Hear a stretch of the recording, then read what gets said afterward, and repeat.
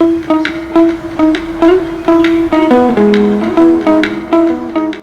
y'all, welcome back to the garden. It's late July here in South Louisiana, which means it's hot, it's humid, and the garden looks about how like you would expect. So I'm gonna walk you through what is still standing here, what the garden took from me this month, and what I'm already starting for fall. Then at the end, I have some news I've been sitting on for a long time that I'm finally ready to share with you. If you appreciate this type of content, gently tap that like button. Let's get started. All right, first up, let's talk about what's actually going right out here because the list is short and it looks a little different than it usually does. My okra is just now starting to produce because I planted it late this year. I've got 2 plants tucked into the flower garden that are finally giving me something. And I put 2 more in an empty bed that I planted just a couple of weeks ago. So I'm at the beginning of okra season instead of the middle of it, and that's fine. The one nice thing about okra down here is that it doesn't care that I was late. It just wants heat, and we have plenty of that. One of my favorite focal points in the garden are my cattle panel trellises. My cherry tomatoes were spent, so I pulled them up and I put rattlesnake beans and Chinese yard long beans up in their place. They're just now popping up, but soon they're going to be covering this whole panel and producing amazing beans. So these are the Chinese yard long beans, which are coming up much better than the rattlesnake beans. I probably need to plant a few more of these because only a few actually germinated. I love that these trellises won't sit empty, and that's the best thing about the garden down here is that something is always ready to take its place. The flower garden is beautiful with tons of sunflowers, yellow, and I believe that's chocolate cherry sunflowers that are blooming. I have zinnias, adorable peach zinnias. I have violas.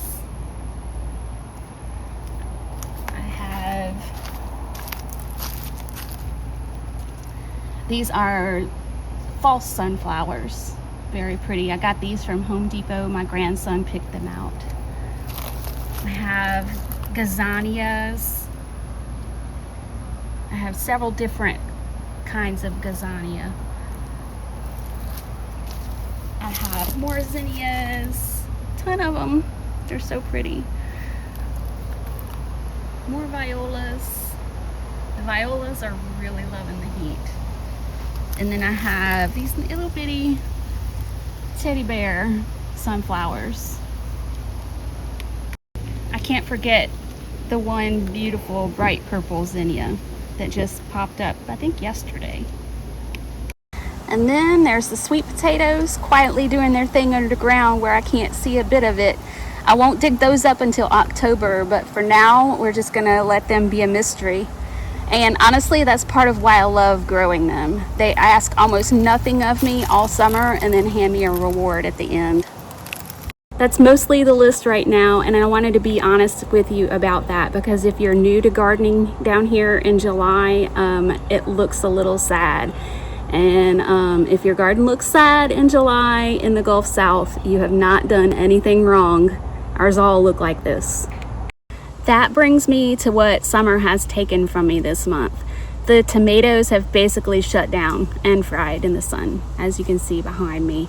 Once our nights stay this warm, most tomatoes stop setting fruit anyway, and that is not a failure of care. That's just plant physiology, and no amount of fussing over them fixes that. I tried to fuss over them, the sun fried them, the heat stopped their production, and I just decided just let it go. The summer heat and harsh sun have done a number on my sweet peppers too. Some of them will survive, some of them won't. I really could have avoided their suffering if I had simply draped a shade cloth over them earlier this month, but for now, I'll just put some supports up to support them and water them and wait for them to burst back to life when the heat subsides.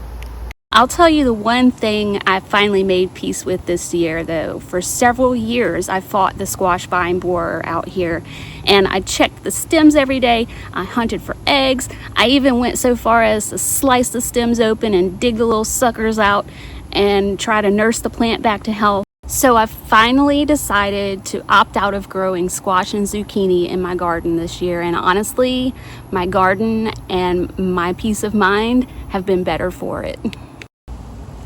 So quick break, and then I'll talk to you about what I'm starting for fall.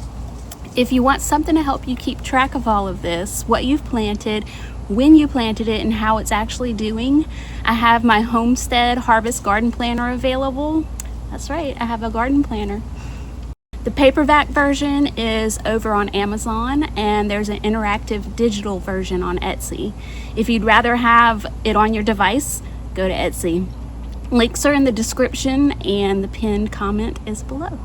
All right, so I'll show you a couple things out here that I'm starting for fall. And just a little note, that's the best thing about gardening down here in the Gulf South, is that fall is hands down the best gardening season there is, and a lot of people stop after summer, give up, and miss the best season ever. In fall, the heat breaks, the pests stop, and the garden comes roaring back. But only if you start while it's still miserable outside. I mean, you can see the sweat, right? That's the trick that nobody tells you.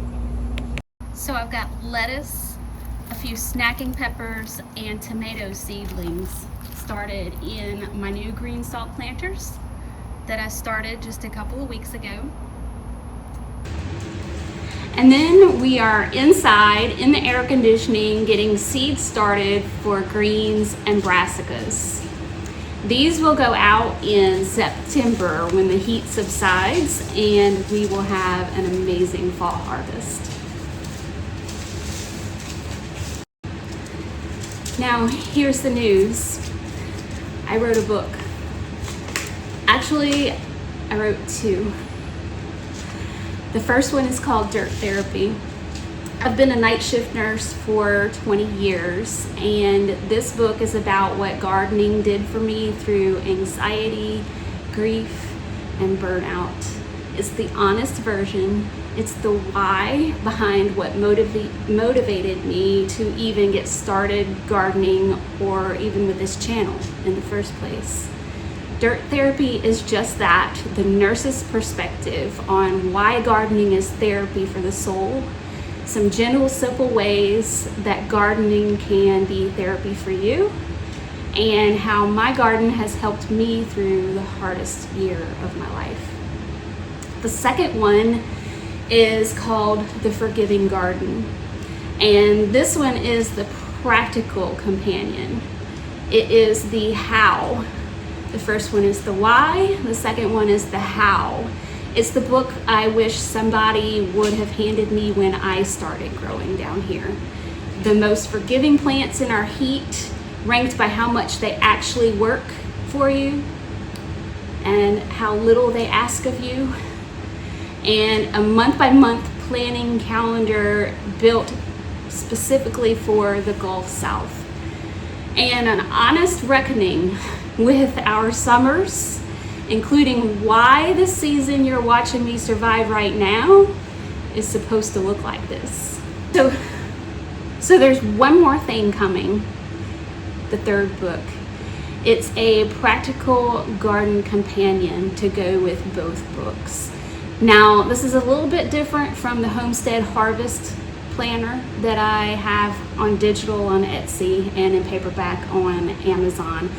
This planner is a journal to track how you are doing in the garden and in life. The other one mostly just tracks your plants. It's a month-by-month place to plan what you're growing and log what you've planted, but also to check in with yourself as the seasons turn. About one reflection a week, real room to write, and that same gentle, forgiving theme that runs throughout both of my books. It's coming soon, so make sure you're subscribed if you want to know when it's out. You can also follow my Amazon author page to get notifications of anything else that I publish in the future. Thank you for being here with me through all of this.